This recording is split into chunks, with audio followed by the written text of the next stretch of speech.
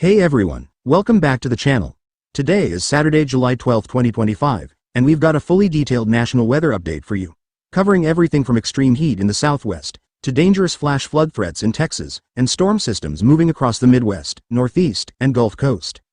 We'll also break down the temperature patterns, rainfall trends, and wind gust potential across every major region, so whether you're heading out for the weekend or planning the week ahead, this video has everything you need. Make sure to watch the entire video so you don't miss any key updates, and don't forget to hit the subscribe button and turn on the notification bell so you're always ahead of the weather. Let's get started. Starting with rainfall, Central and South Texas remain under significant threat as flood watches stretch from San Antonio through Kerr County and Williamson County into this evening. A weak upper-level system merged with Gulf moisture will trigger scattered storms producing 1 to 3 inches of rain, with isolated amounts up to 6 inches especially around Boerne, Kerrville, and Fredericksburg, maintaining dangerous flash flooding conditions. Southeast Texas, including Houston and Galveston, will continue to see 40 to 60% storm coverage, with thunderstorms this afternoon possibly dropping up to 2 inches through early Sunday morning. A Saharan dust surge by next week may limit the moisture. Shifting east, the Midwest and Northern Plains are seeing a compelling interaction between a passing frontal system and daytime heating, triggering scattered storms in Nebraska, Iowa, eastern Montana, and the Dakotas.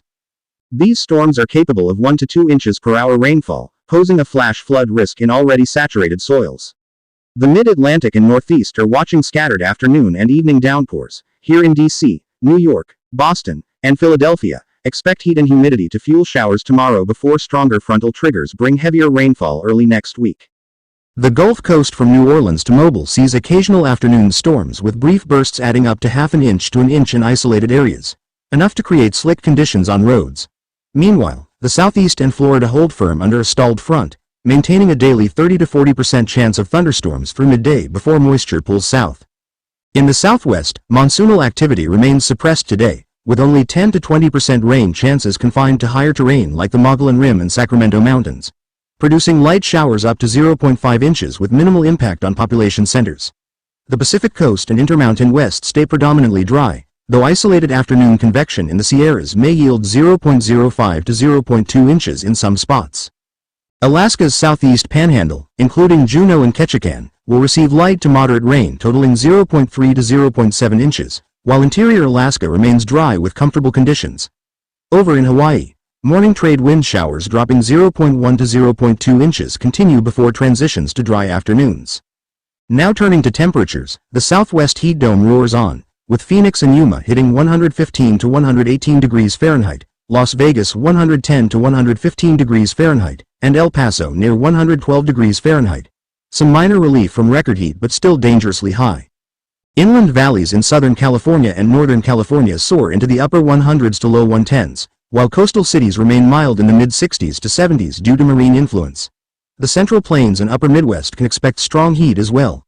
Highs in the mid-90s. Heat index values topping 100 to 105 degrees Fahrenheit in Kansas City and St. Louis, with brief cooling expected after storm passages.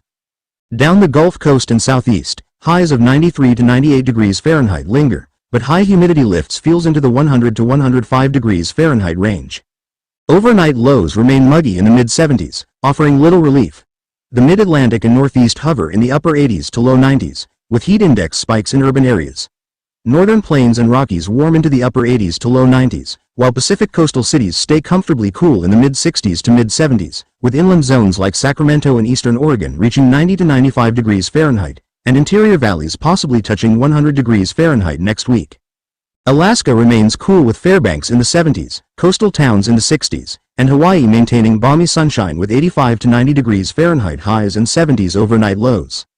On the wind side, Texas sees easterly-southeasterly winds of 10 to 20 miles per hour, ramping to 25 to 30 miles per hour near flooding zones, enough to drive water inland. Gulf Coast breeze and storm gusts reach 25 to 35 miles per hour at times. Central Plains and Midwest thunderstorm gusts will spike to 40 to 55 miles per hour, while the Great Lakes and Northeast could hit 45 to 60 miles per hour in storm cores. The Southwest sees mild breezes of 5 to 15 miles per hour, with occasional canyon gusts, 20 to 25 miles per hour. Pacific coastal regions enjoy 10 to 20 miles per hour onshore winds, with inland valley gusts up to 25 miles per hour. Alaska's panhandle sees 15 to 25 miles per hour winds, gusting above 30 miles per hour near coastal ridges, and Hawaii remains under steady 15 to 20 miles per hour trade winds with gusts to 25 miles per hour. Climate context. NOAA's July to September outlook favors above-average temperatures almost nationwide, especially in the west, plains, Gulf Coast, and southeast, while the east and southeast are expected to see above-normal precipitation, matching today's storm patterns. The Atlantic hurricane forecast remains elevated with 13 to 19 named storms, and ongoing active tropical moisture could extend downpours into summer. What to do today? Those in Central and South Texas should heed flood warnings. Avoid driving through standing water and stay tuned for updates. In the plains, Northeast, and Gulf Coast, keep an eye on storm development. Radar watches and travel delays may unfold quickly. Heat advisories are in place for much of the Southwest and plains. Stay hydrated, limit outdoor time, and check on at-risk individuals. Along coastal and mountain areas, secure outdoor items and prepare for gusty thunderstorms. Mariners and beachgoers should stay alert for wind and surf conditions.